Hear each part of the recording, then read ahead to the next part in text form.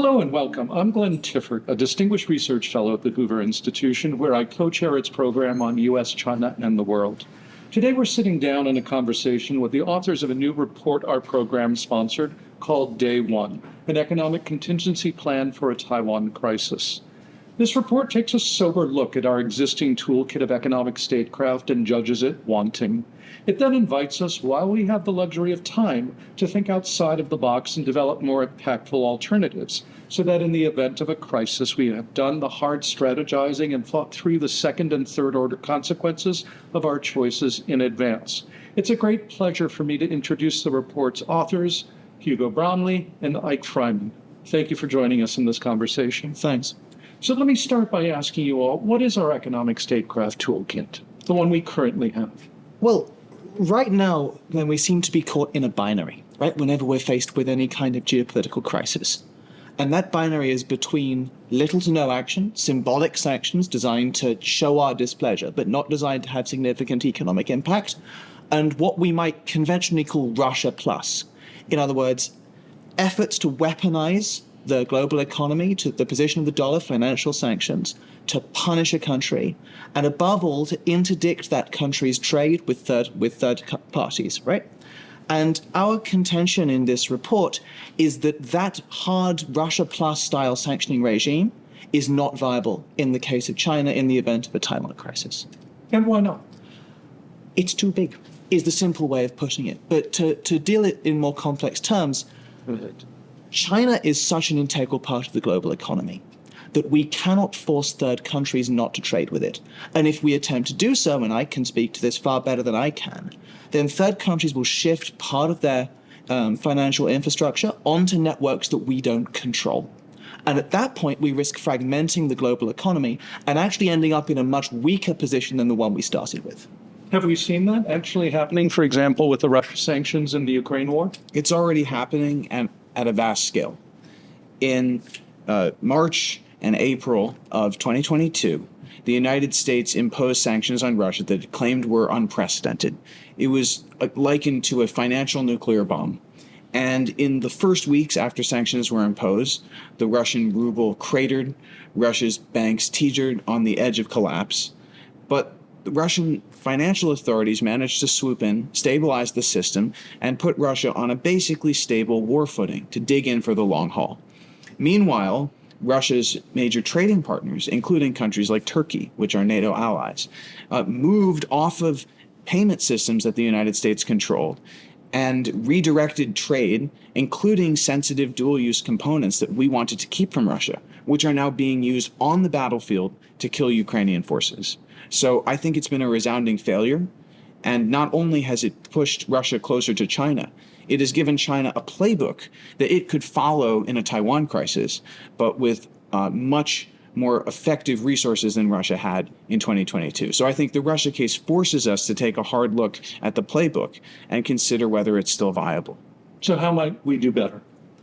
Well, any conversation about this is going to take a very long time and require bringing together a lot of interests. And in the report, we think back to the days of the Atlantic Charter, right? Where you have FDR and Churchill on a battleship thinking about the principles that could underpin a future economic system. And we think that given the scale of the China crisis, we need to go back to that idea of principles. And we outline 4 in the report. The first is not to attempt the kinds of hard sanctions we've seen in the past and break supply chains on day one. The second is the overwhelming importance of dollar hegemony and the position of the dollar in the global trading system. The third is that it is not viable to ask third countries to decouple from China. And indeed, in this moment of shock, we talk about World War I in the report and the description of it as paralysis, right? In this moment of shock, the US actions need to be about crisis response and economic leadership, not just punishment. And then the fourth principle, which is perhaps a little bit more complex in its origin, is that in any attempt at decoupling, you're going to need to do discriminatory trade policy. And that presents you with a problem with what's called transshipment. In other words, I'm a Chinese firm, I make a plastic, I don't know, anything you like. I can't sell it viably to the United States, but I can sell it to a third country who can pretend it's theirs and sell it on. So we need to incentivize countries to hit what we think of as the minimum bar, which is honesty of trade reporting. And we need to do that through a structure of incentives. So those are the kind of four principles we outline as a starting point for thinking about these issues. And then in terms of how to operationalize it, we're going to have a conversation across party lines as a federal government interagency, and then between the United States and allies and partners. If we need to invent new tools that don't currently exist, we're going to have to game them out. We're going to have to create new legislative authorities and so forth. This is the beginning of a conversation, not the end of one. But that said, in this report, we have three ideas, and I'll speak to the first two, and then Hugo can speak to the third. The first idea is, remember, we're talking about a crisis scenario. This is not peacetime. But in this scenario, we ask, how could the United States decouple from China, end its economic relationship with China in a way that matched the principles that Hugo describes? And the way to do it, we imagine, starts with a ratcheting regime, either tariffs that ratchet up or quotas that ratchet down. And the idea would be to phase this process in over a reasonable period of time, so that businesses that produce in China have time to figure out the best place to reshore and then pull production back in a way that doesn't lead to the supply chain disruptions, shortages, and inflation that we all just had to grapple with in the aftermath of COVID. The second policy idea is not directly related to trade decoupling, but we think it would accelerate this process and have some positive effects. And that is a currency intervention. Essentially, China is building the infrastructure to try to internationalize its currency very rapidly at the beginning of a crisis and make a compelling argument to third countries and private firms that they should come onto China's systems. And the idea of the currency intervention is to target the systems that China is trying to build so they're not viable, so third countries won't want to join them. The message to the world is, we are not going to try to expel China from this system on day one. That's not viable. Instead, we're going to keep China inside the system while we figure out what we're going to do in trade. And that is a process that is likely to take years. The last thing I'd say on this, right, is that anything you do involves discriminatory trade policy and the transshipment problem I mentioned earlier. You also have a world in shock looking to the US for leadership. So what we suggest in our third idea is that you would create a thing, call it an Economic Security Cooperation Board. And it's going to have two mandates that you intertwine. The first is it's the US vehicle for economic leadership. They're providing support to third countries, they're looking at markets, they're providing guidance. But the second is that it's going to be supporting customs enforcement. And it's also going to provide a rules-based way for the US to say, okay, you have now become a systemic transshipment point third country for Chinese goods. Unless you get your house in order, we get to treat you like China. But this is a really scary time, and it's important that the US act in a way that can build support and consent across the world, and with many countries who have failed to support us on Russia sanctions, something I as a Brit know all too well. So let's get to that in a moment. Those are very interesting ideas, but let's say that there's a crisis before we're able to action the ideas that you've just described, and we reach for our existing conventional playbook. We pull the lever, the one we have muscle memory for, the one we did for Russia sanctions, and we do a Russia plus scenario. What happens then? Why is that undesirable? Well, our view is that not only would that fail to blow up China's financial system on day one, it would risk backfiring very badly against our core interests. You know, in any crisis scenario, especially if China has fired first on U.S. forces, there's going to be a tremendous vindictive interest in throwing the book at China and doing everything we can to punish this regime. But the reality is, we are going to have other interests at stake. We won't want to torpedo global financial stability and cause another Great Depression. We won't want to disrupt supply chains in ways that create shortages of life-saving drugs for seniors in the United States and around the world. We're not going to want to break the rules-based trading system, which enables prosperity in the United States and provides a pathway to development for the developing world. We're not going to want to put the role of the United States dollar, which is what enables the United States to maintain Social Security, Medicare, and these kinds of benefits, but also to enforce sanctions on countries like North Korea. We don't want to put this at risk. And we will have to strike a balance between the need to impose costs on China and the need to protect our other interests. The other thing that motivated this report was our analysis of Chinese language sources, because you can actually learn a great deal from reading what PRC analysts are saying about this issue. And it's concerning that they have learned the lessons from Russia, and they're increasingly convinced that they are building resilience precisely to these sanctions threats. So the threat to do these sanctions is losing its efficacy as a deterrent. And there's a real risk that if a crisis breaks out and we reach for the usual lever, then we actually fracture our coalition and put China in a much stronger situation. I'd really emphasize that last point. I mean, when we're thinking about this, we're thinking about a moment of real fear, but we're also thinking about a geopolitical issue that is hugely complex. The position of Taiwan is complicated. States take different positions, but in a crisis with so much of the global economy at stake, everyone has huge incentives to reason their way towards China's position, right? And there's a danger if the US goes too hard in the way you described, that Russia plus lever, of the US entering simultaneous trading disputes with most of the global economy. In other words, at the very moment when the US needs to be working with partners and building those relationships, we're going to be fracturing the core relationships on which countries like the US and the UK depend. We can't force countries to make a binary choice between the United States and the PRC. States don't face binary choices in times of geopolitical competition.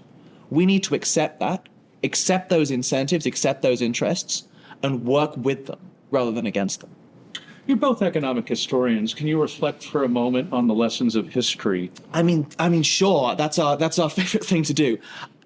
My background is in the early modern period, actually, and you can trace these basic problems all the way back to the American Revolution itself, right? The incentives of third countries to trade through economic warfare, and in many ways, the reasons for it are basic. If you sanction a good in a target market, the price of that good goes up, and the incentives to try and find a way around the sanctions go up. And that process keeps happening until you find a way around the sanctions, right? As long as there's a demand in the sanction market. And we've done other work where we trace this very, very basic fact through a number of conflicts, and you get to all kinds of extraordinary anecdotes. The most insane one I've ever seen from British sources was a de facto attempt to resupply Nazi Germany during World War II that begins in America, crosses the Pacific Ocean to Vladivostok, hops on a Trans-Siberian railway, and goes all the way across to get around the British blockade, right? These are the lengths people will go to find profit in a free market if the incentives are there. And those economic incentives are so powerful all through history. And despite the massive globalization we've been through in the last 40 years, that's only accelerated those incentives.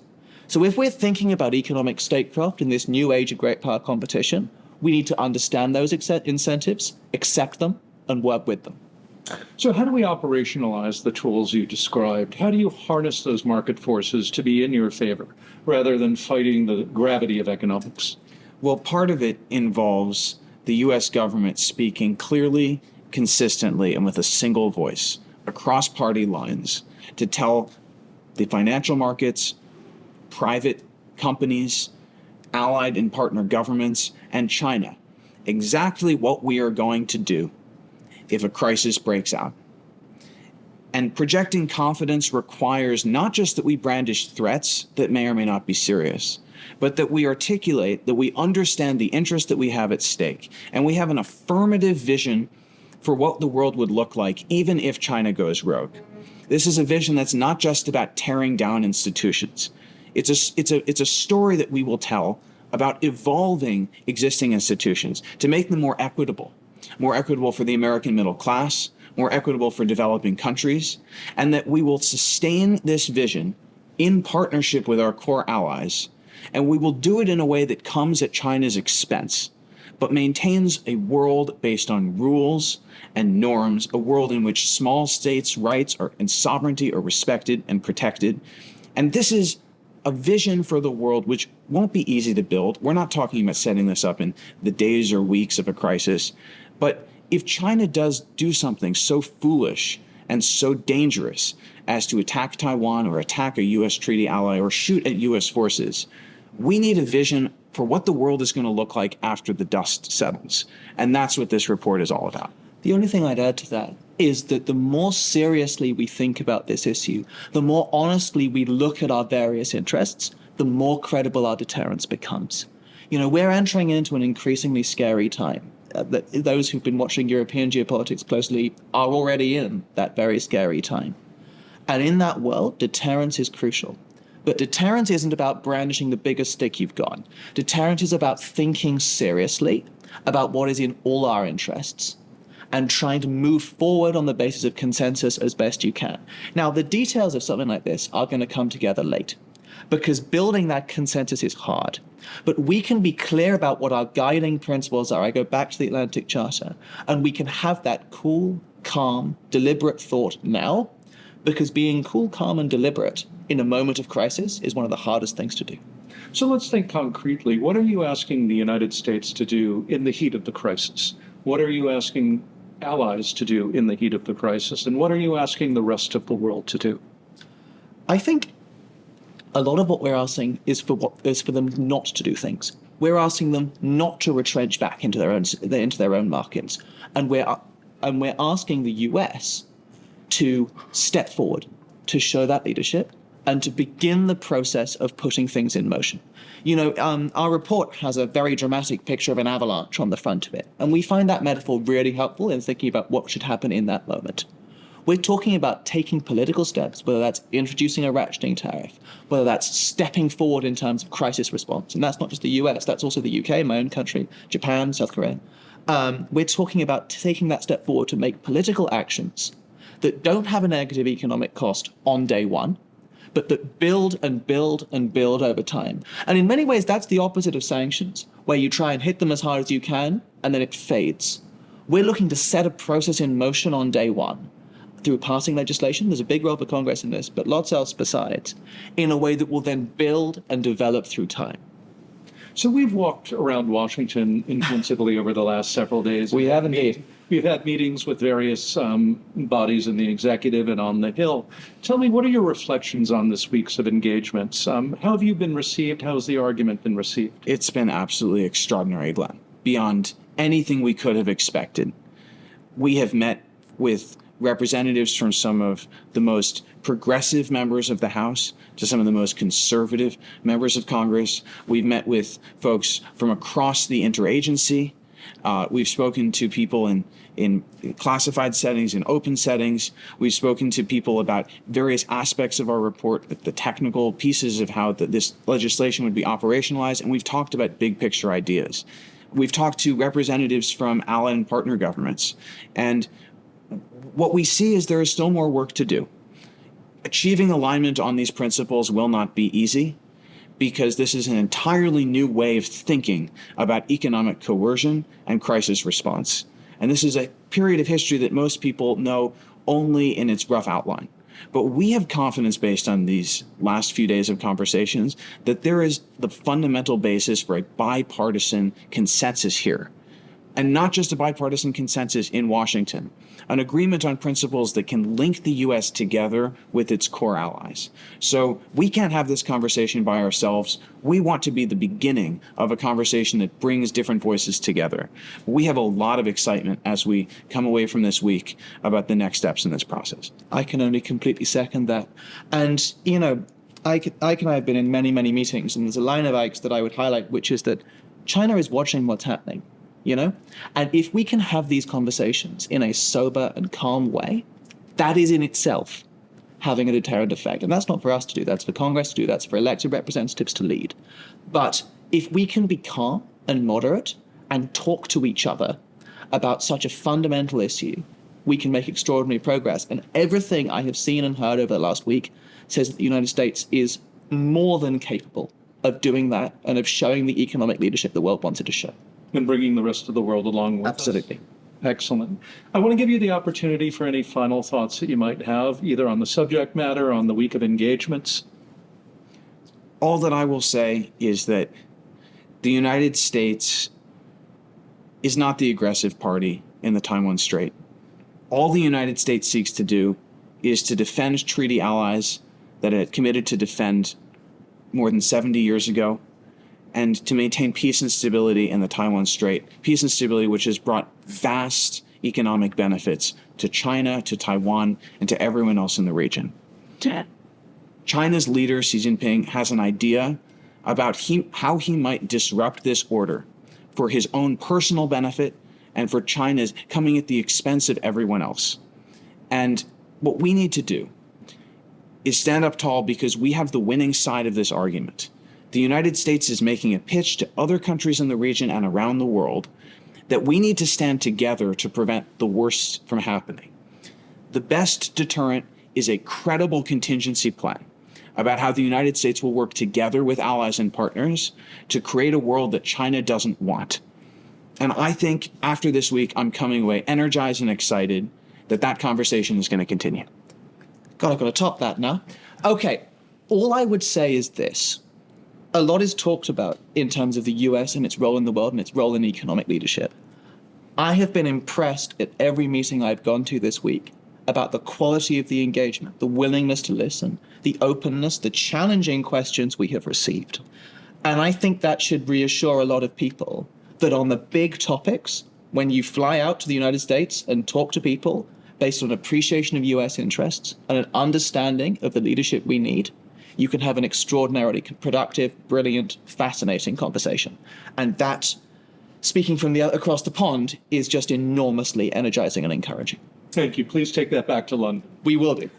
Eyck, Hugo, I really appreciate the conversation. I want to encourage our audience to take a look at the report on day one, available on hoover.org. Thank you.